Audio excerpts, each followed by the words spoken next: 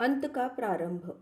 ITF का प्रशिक्षण पूरा करके सितंबर 1942 में प्रभात रंजन जब जमालपुर लौटे तो दुनिया की स्थिति मनहूसियत से भरी हुई थी। परोक्ष या अपरोक्ष रूप से पूरा विश्व युद्ध की चपेट में था। युद्ध भूमि में प्रतिदिन हजारों सैनिकों की जान जा रही थी। युद्ध की चपेट में फंसकर कई नागरिक भी मारे जा रहे थे। भारत अनाज और दूसरी अनिवार्य वस्तुओं के गंभीर अभाव का सामना कर रहा था। बिहार के कुछ भाग, बंगाल और उत्तर पूर्वी भारत के राज्य दुर्भिक्ष की चपेट में थे। आम जनता के लिए जीवन असहनीय हो गया था। युद्ध का अंत दिखलाई नहीं दे रहा था। लगभग पूरा यूरोप ध्रुव शक्तियों के कब्जे में था। उत्तर और उत्तर पश्चिमी अफ्रीका में भी वे उल्लेखनीय प्रगति कर चुके थे। सच तो यह है कि उन्होंने हर जगह अपनी स्थिति को मजबूत कर लिया था। प्रभातदा का युद्ध विवरण पहले की तरह जारी था। लौटने के कुछ दिनों बाद युद्ध का विवरण देते समय उन्होंने यह कहकर सबको हैरान कर दिया कि बहुत जल्दी युद्ध की लहर हर जगह ध्रुव शक्तियों के विरुद्ध हो जाएगी और वह दिन दूर नहीं जब वे पूरी तरह नष्ट हो जाएंगे। प्रभात रंजन की घोषणा ने जनसाधारण के मन में ध्रुव राष्ट्रों की विजय को लेकर जो संभावनाएं थी उसे चुनौती दे दिया था। हालांकि जैसा उन्होंने कहा था वैसा ही हुआ। अक्टूबर 1942 के अंत में जर्मनी और इटली की सेनाएं इजिप्ट के एल अल अमीन में निर्णायक रूप से पराजित हो गई।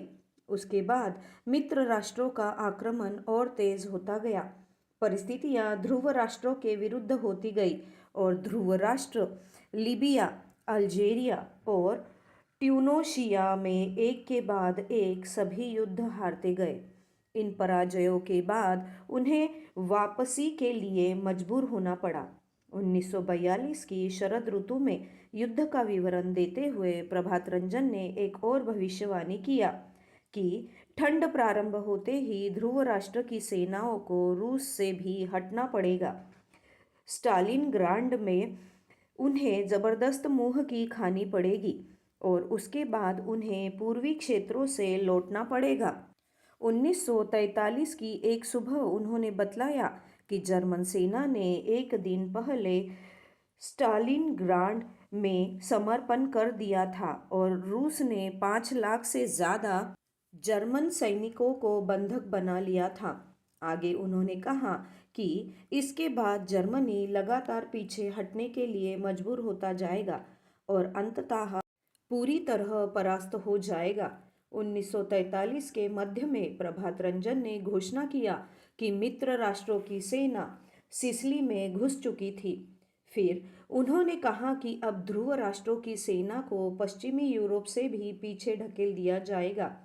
कुछ दिनों के बाद उन्होंने कहा कि मुसोलिनी को अपदस्थ करके बंदी बना लिया गया था।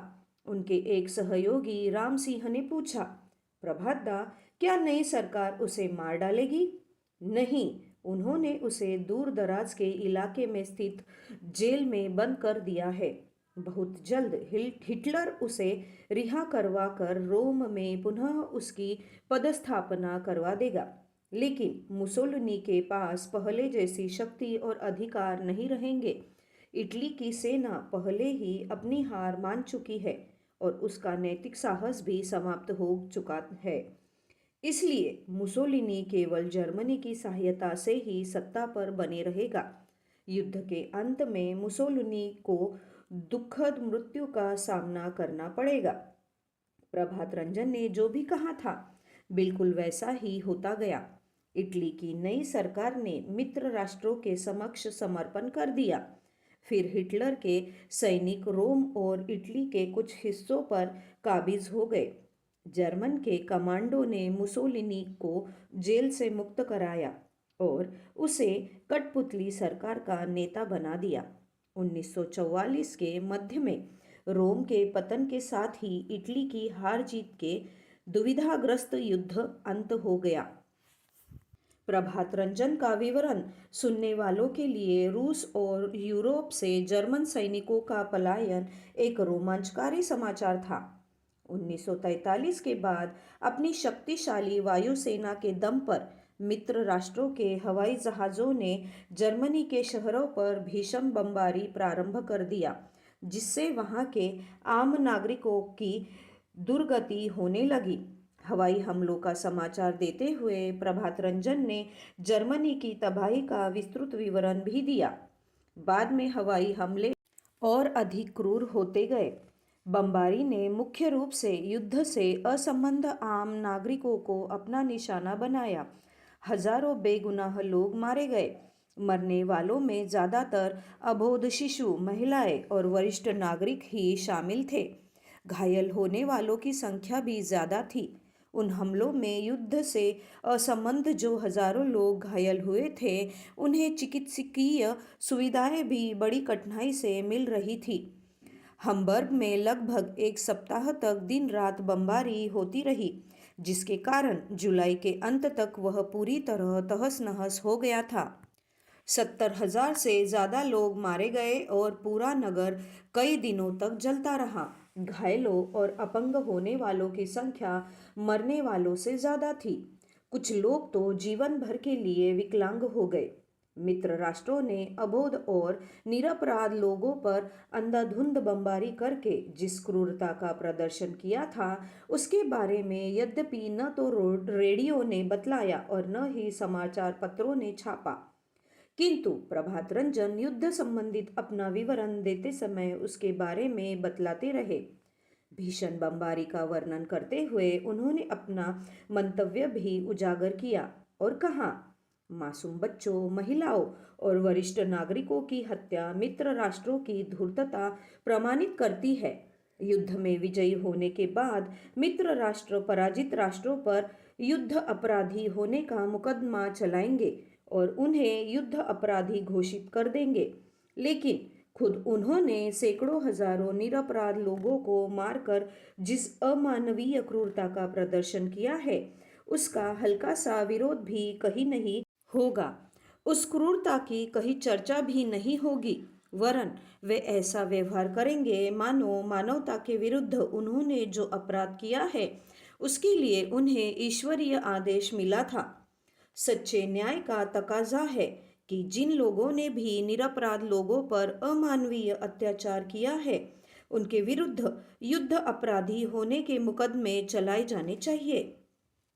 प्रभात रंजन ने युद्ध से संबंधित विवरण को याद करते हुए उनके सहपाठी निकुंज भौमिक ने बतलाया, प्रभात दास समाज को दिशा निर्देश देने के लिए अक्सर सच्चे नैतिकवान नेतृत्व और जीवन के विवेकपूर्ण दर्शन की आवश्यकता पर जोर दिया करते थे। उन्होंने जो कहा था उसका सार तत्व यह है कि किसी भी समाज या राष्ट्र की प्रगति के लिए ईमानदार नेतृत्व का होना अनिवार्य शर्त है। भ्रष्ट नेताओं के आचरण में एक समानता यह रहती है कि वे समाज को संकीर्ण भावनाओं के आधार पर विभाजित करते हैं।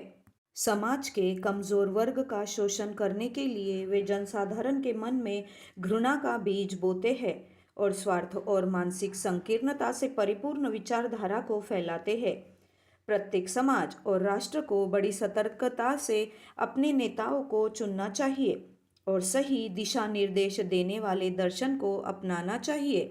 दोषपूर्ण नेताओं और दोषपूर्ण जीवन दर्शन को स्वीकार करने के कारण ही दुनिया में युद्ध होते हैं और जनसाधारण को कष्ट भोगना पड़ता है।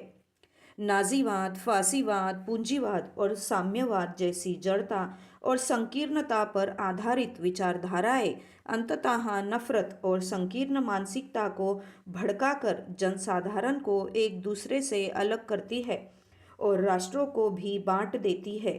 वे शोषण विहीन समाज की स्थापना कदापि नहीं कर सकती, आदर्श नेतृत्व का निर्माण भी नहीं कर सकती।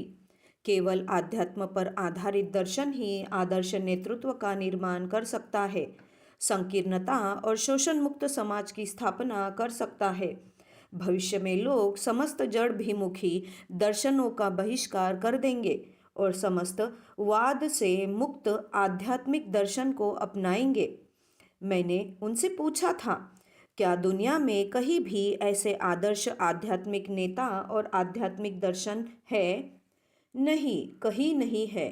और यही कारण है कि कहीं भी ऐसे समाज की स्थापना नहीं हो सकी है जो समाज की मूल भावना को सच्चा अर्थ प्रदान कर सके। भविष्य में मैं आध्यात्म पर आधारित एक आदर्श जीवन दर्शन प्रतिपादित करूंगा जो आध्यात्मिक नेतृत्व का निर्माण करेगा और जो एक आदर्श समाज की स्थापना में सहयोग करेगा। प्रभात दा ने जब यह सब कहा तो हमको विश्वास नहीं हुआ। हम लोगों ने उनकी बातों को विशेष महत्व नहीं दिया। यह तो हम समझ चुके थे कि वे केवल हम लोगों के साथी और सहकर्मी ही नहीं है, वरन विलक्षण शक्ति संपन्न व्यक्ति है। फिर भी उन दिनों हमें विश्वास नहीं हुआ कि वे एक ऐसा दर्शन दे सकेंगे जो समाज को सही दिशा प्रदान करेगा और आध्यात्मिक नेतृत्व पैदा कर सकेगा। कई वर्षों के बाद प्रभात रंजन ने समाज शब्द को परिभाषित किया और कहा, एक समान आदर्श से प्रेरित होकर जब कुछ लोग एक समान लक्ष्य की तरफ बढ़ते हैं और उसकी स्थापना के लिए सक्रियता से काम करते हैं तो उन लोगों के समूह को समाज कहा जा सकता है।